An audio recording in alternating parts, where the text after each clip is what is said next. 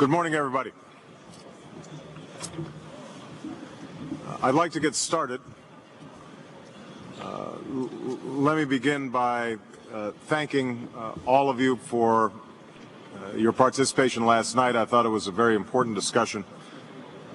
Before I begin, I want to take this moment once again to acknowledge the terrible tragedy that struck the Polish people this weekend. We are joined today by a distinguished delegation from Poland, led by Ambassador Kupiecki. Mr. Ambassador, all of us were shocked and deeply saddened by the devastating loss of President Kaczynski, the First Lady, and so many distinguished civilian and military leaders from your country. And this was a loss not just for Poland, but for the world.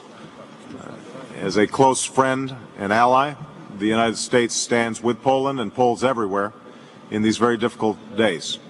As an international community, I know that we will all rally around the Polish people who have shown extraordinary strength and resilience throughout their history.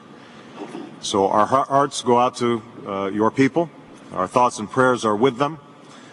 We join them in this time of mourning. And so if everybody is agreeable, I would like to ask for a moment of silence to show that solidarity and to honor those who were lost.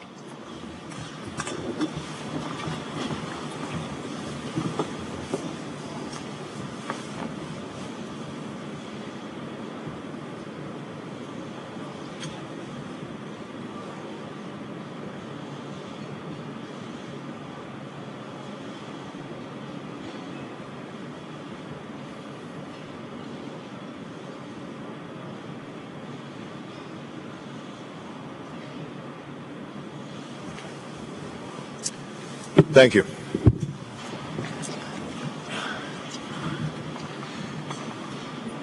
It is my privilege to welcome you to Washington and to formally convene this historic summit. We represent 47 nations from every region of the world, and I thank each of you for being here.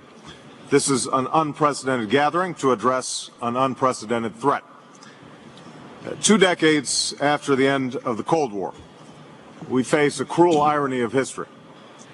The risk of a nuclear confrontation between nations has gone down, but the risk of nuclear attack has gone up.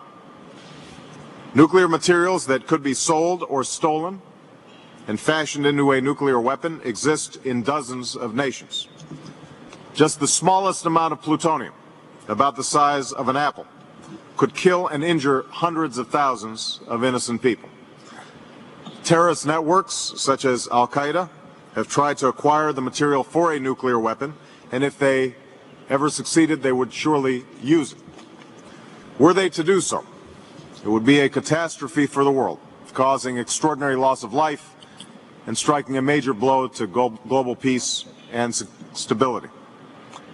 In short, it is increasingly clear that the danger of nuclear terrorism is one of the greatest threats to global security, to our collective security. And that's why 1 year ago in Prague, I called for a new international effort to secure all vulnerable nuclear materials around the world in 4 years. This is one part of a broader, comprehensive agenda that the United States is pursuing, including reducing our nuclear arsenal and stopping the spread of nuclear weapons, an agenda that will bring us closer to our ultimate goal of a world without nuclear weapons. Over the past year, we've made progress. At the United Nations Security Council last fall, we unanimously passed Resolution 1887 endorsing this comprehensive agenda, including the goal of securing all nuclear materials. Last night, in closed session, I believe we made further progress pursuing a shared understanding of the grave threat to our people. And today we have the opportunity to take the next steps. We have the opportunity as individual nations to take specific and concrete actions to secure the nuclear materials in our countries and to prevent illicit trafficking and smuggling. That will be our focus this morning.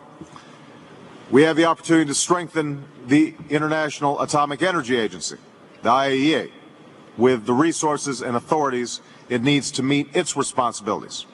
That will be our focus at our working lunch.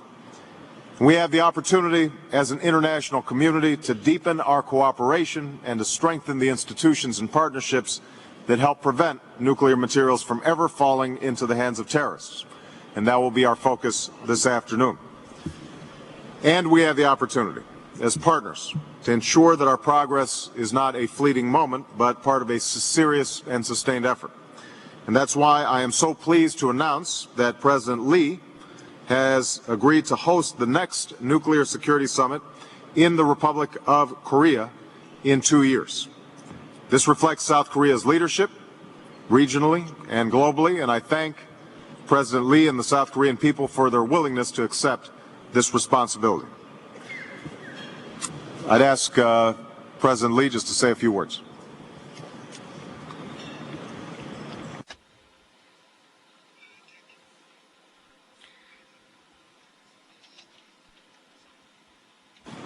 And thank you for all colleagues for supporting Korea to host next summit in 2012. I assure you I will do best to make next summit a success. So I hope to see all of you in Korea. Thank you. Thank you very much.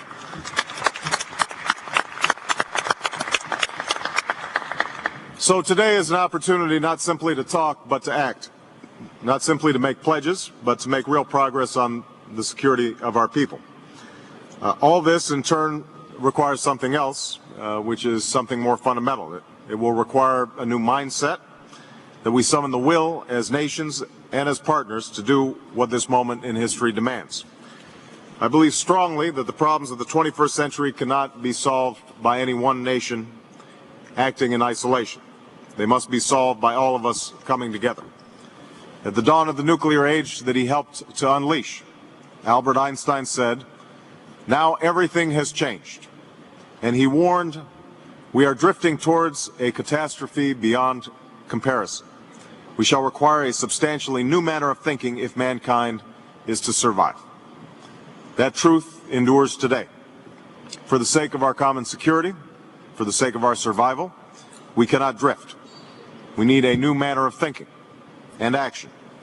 And that is the challenge before us, and I thank all of you for being here to confront that challenge together in partnership. And with that, I'm going to ask that we take a few moments to allow the press to exit before our first session.